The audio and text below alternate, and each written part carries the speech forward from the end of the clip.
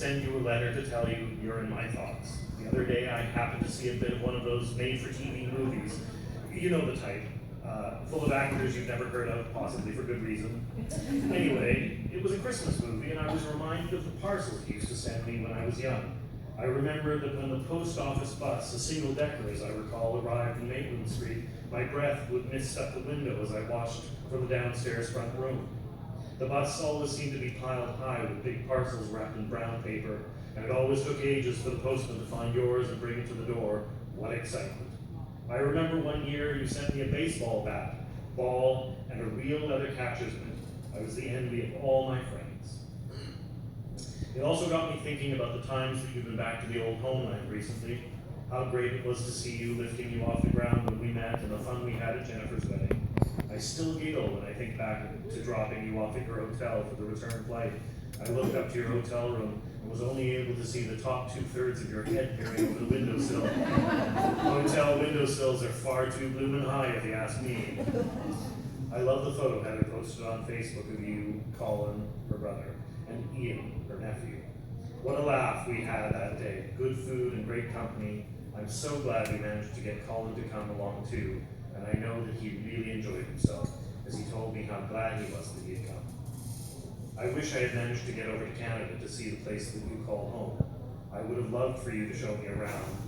Although you live so very far away, I often think of you. I'm so proud to call you Auntie. Always in my heart and thoughts, with lots and lots of love. Ross.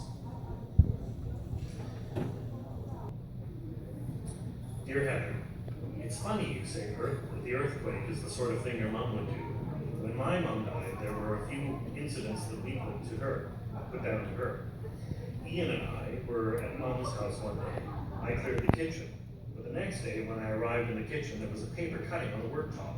It was spooky, but when I read it, comforting at the same time.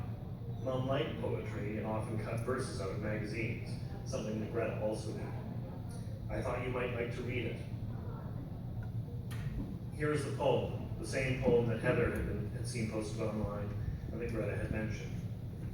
Death is nothing at all, by Henry Scott Holden. Death is nothing at all.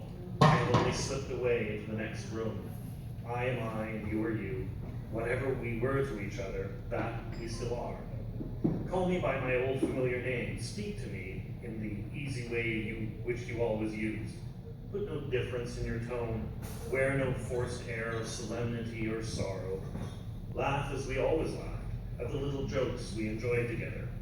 Play, smile, think of me, pray. Let my name be ever the household word that it always was. Let it be spoken without effect, without the trace of a shadow in it. Life means all that it ever meant. It is the same that it ever was. There is absolute unbroken continuity. Why should I be out of mind because I am out of sight?